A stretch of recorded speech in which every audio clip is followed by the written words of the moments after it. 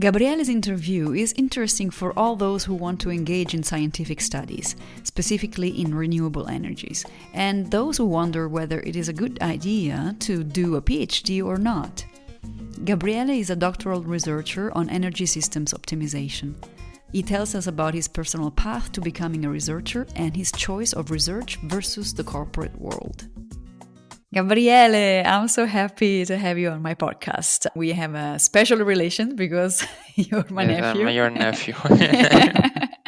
And but you have a very interesting profession, and this is why I chose you. And thank you for accepting.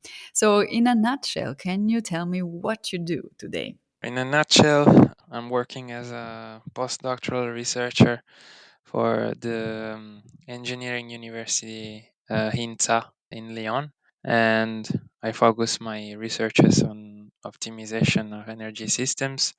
In particular, I'm trying to develop new ways of analyzing the data that we use for our simulations and some new ways, maybe more optimized ways of using real world data to have actual results on energy systems that can be reused to size or control the energy systems that we are currently developing for a more sustainable future with Mm. renewable energies. Renewable energies. That's Yes. awesome. So you're a PhD.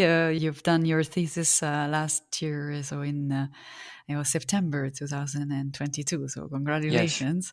And before that, you studied energy engineering. Can you tell me what was your path? You know, from when you finished high school, basically up to today. Yeah. How did you know what you wanted to do? When I finished my high school, I wanted to become a biologist. Oh yeah, I Yeah, didn't know that. yeah, more on natural sciences. Okay. But I think I let more. I let most of my friends and parents and also relatives saying that maybe that path wasn't good, especially for work. So now sometimes I regret a bit of it, Mm. but even if I chose to study engineering, I tried to be as much as I could related to nature or sustainability. So I chose energy engineering. I actually regret to do not have studied the natural sciences, but it was fun to just be fully immersed into math and physics, especially because now I'm working on something that I like and is mostly related to our environment. Hmm. So when I chose this path, I was always looking in the future to be working for something that was nature related or environmentally related. So that's why I chose this path when I I see. started energy engineering in Rome, and then I wanted to go abroad to see more things, and I went to Paris for my master degree. Then I wanted to keep going into research because I really loved research, like the way researchers they were carrying their job, Hmm. investigating things, being curious, not money oriented. Even if I mean we need money for our researches, but the point is not being profitable, Mm. and so that's why then I decided to enroll into a PhD, and now yes, I'm working as a researcher for the university, and I hope that maybe this career will develop fruitfully for some super cool topics that I could develop in the future. Yeah. Always environmentally related. Environmentally, yeah, Yeah. which is very good for our planet for sure. So thank you on behalf of everyone to carrying these studies. Now I want to backtrack a bit. So you because in Europe you have 2+3, right? So you have the main 2 years and then you do three. Is that right? Yes. So I mean, I think in Italy it's 3 plus 2, and Okay. then plus 3, so it's plus 8 if you want, because Okay. you are considered as a student. You're still Mm. a student, so Okay. you're finishing your academic path. So if you want to pursue as a PhD, you are reaching like the top of the academic path that you could imagine for your life. Okay. Once you have done your PhD, then it's done. Like you can't go further than that. And what you aspire to could be, well, yes, being a researcher, but also you can be a professor. But since you have carried out like a project, a personal project, which lasted 3 or 4 years, I think you develop also some skills, for project management, Mm. personal project management, autonomy, being autonomous on tasks, and tons of other tasks that maybe most of the people underestimate, because when you're a PhD, they mostly consider you as a guy who spends most of his time in a library, maybe. But we It's actually not have a lot true. of. Yeah, no, it's not true. Okay. Where else do you go when you're a PhD student? Where What else? did you do? Well, it depends on which kind of PhD you're carrying on. My PhD was mostly numerical, so I spent most of my time on my laptop and on my notebook, Hmm. writing down equations and then coding them, and then making a lot of bibliography, reading out other people's works around the world, trying to get an idea, a glance on what I was working on and which kind of path I should follow to develop maybe new things Hmm. and explore new areas that haven't been explored. It's always hard to know, I mean, what I'm doing, like what you are doing, because you never know till maybe you get some results, and at that point you can evaluate if that path that you chose was correct or not, and that could take time. That's why like there is the myth of the I mean, it's not a myth actually, because there are some stats about. It's true. Yes, there are some stats about the actual people that get to the end of the PhD, and most of the people actually abandon it because psychologically it's quite a battle. Sometimes you think that what you're doing is useless, and you Hmm. spend a lot of time on something that in the end it turns out it's not working, and so you have to change again path and explore new ways, and that takes time. And in the end, when you're finishing your 3 4 years of PhD, you maybe not have enough results, or you're not fully satisfied with your work. It's a tricky adventure, and It's it's hard. challenging. Like Mm. it's really hard, and I mean it's really the peak of your academic path. So if the undergrad and the master were hard, then the PhD it's like the cherry on the cake. Of It's hardship. Yeah. yes, yeah, Yeah.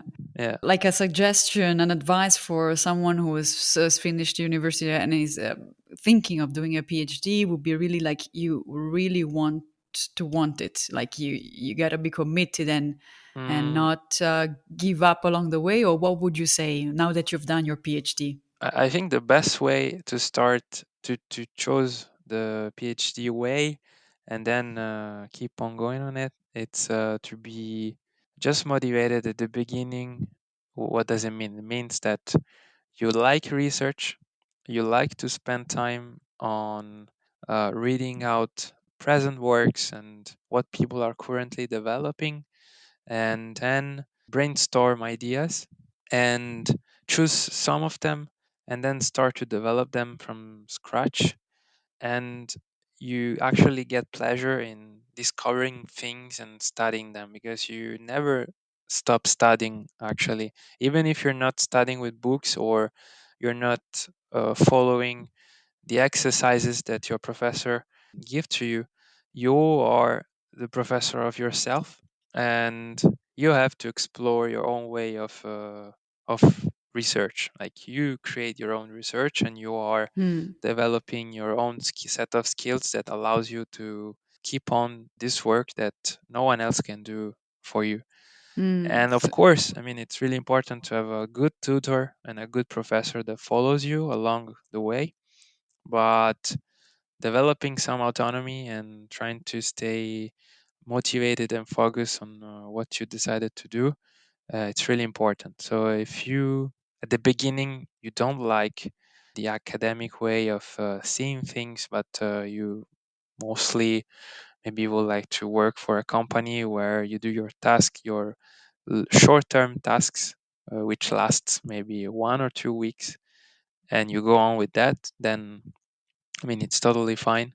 But PhD is more, or research, there it's more long-term tasks. Like long-term means 3 or 4 months of developing and then see the results of it. After now discussing your thesis, do you find it useful for your next chapter in your life, in your professional life?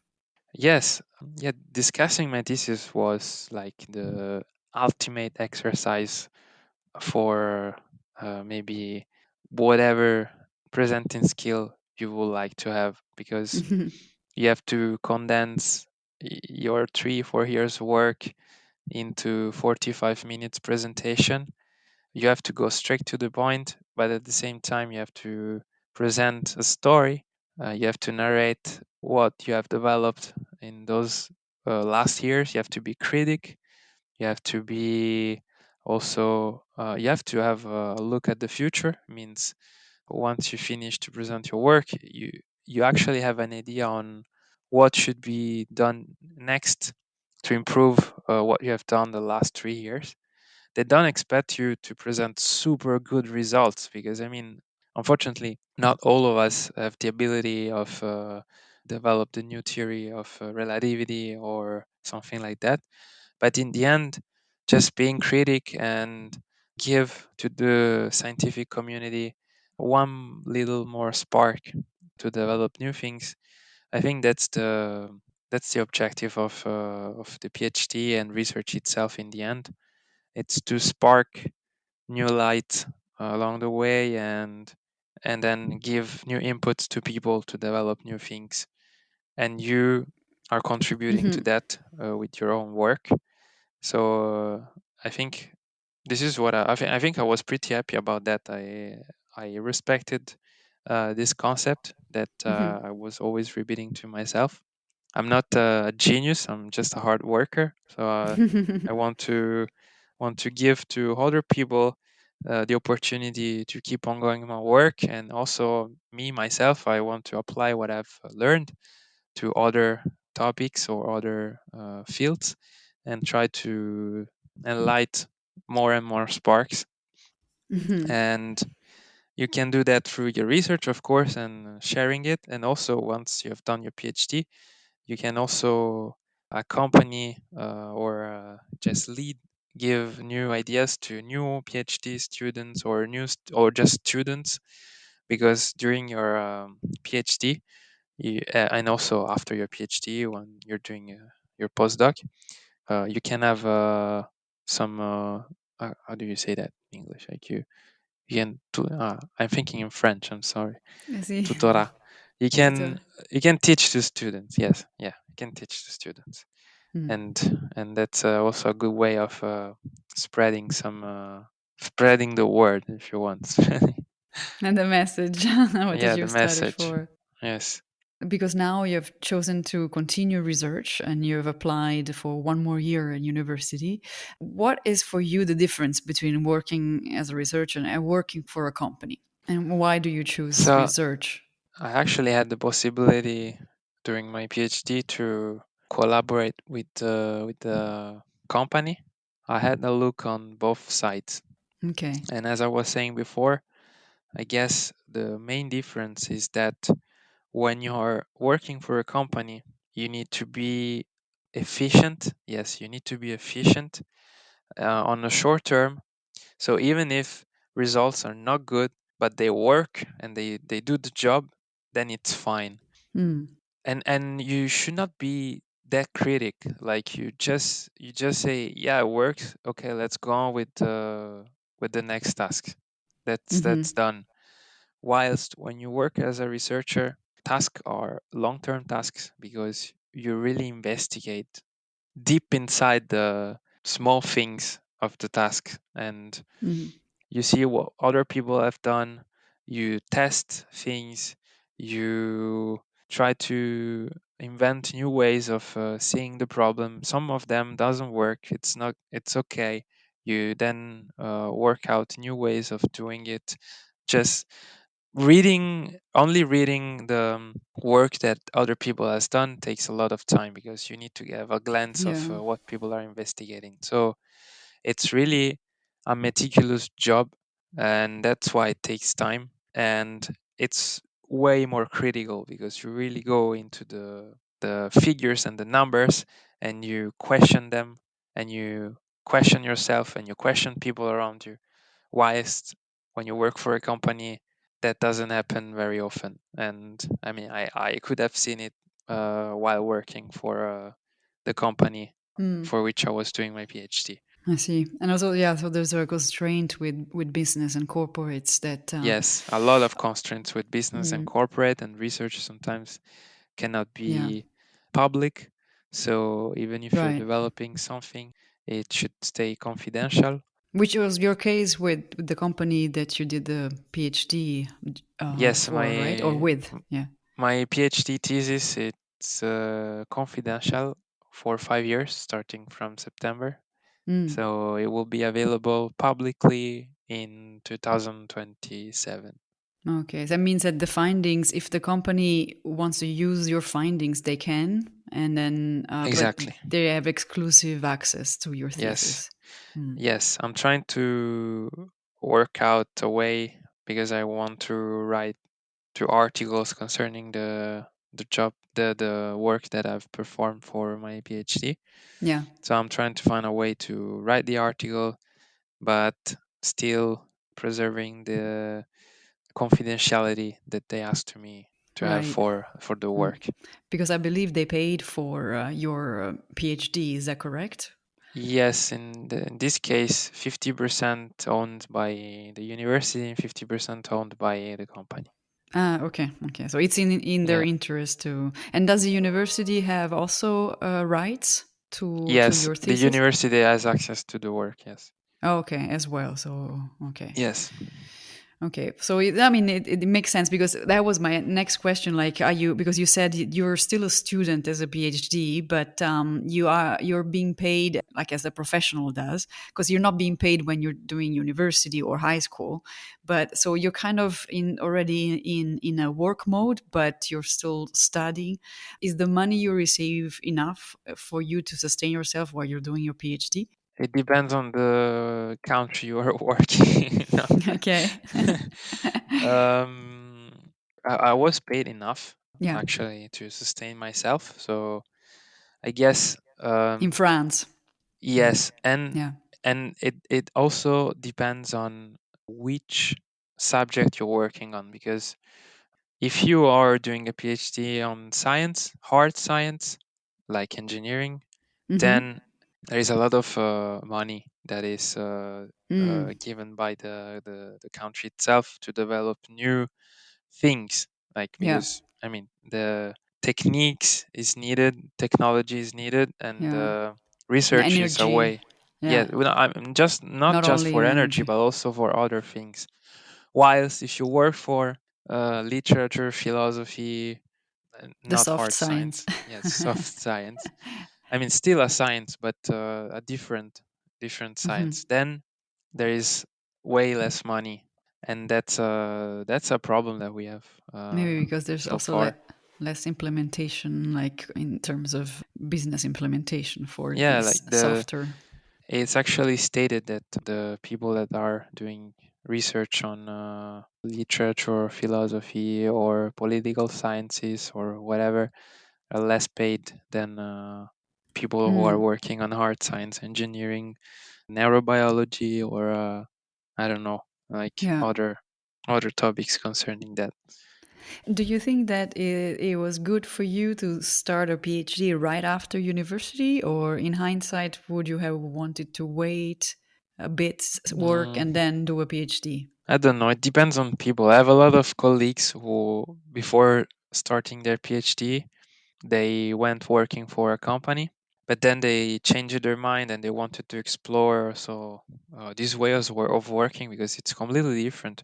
You can't hide the fact that when you're working for a company, you respect the 35 40 hours of working that you have during the week, whilst when you are a phd, you are the master of yourself. Like you decide when to work and how to work, and in the end you just need to get done, like you have to have the results and your research complete. It doesn't matter how do you do it, but what does it matter is what you have then in the end. And you can work 50 hours for one week and maybe you work 20 hours another week, and in the end if you have the same results, then it doesn't matter. So you're pretty free to handle your Mhm. time when you're doing research. Which is also important point that I would like to highlight, because I know that you're a very free spirit and you want to spend your time in nature. You're a great climber. Does the research choice of research also reflect your need to be in nature and the fact that you can have more flexible hours Yeah, or totally. not? Yeah. Yeah, Okay. yeah, yeah, totally. I always have this discussion with my friends because I mean, a lot of my friends are also researchers, PhD students, Yeah.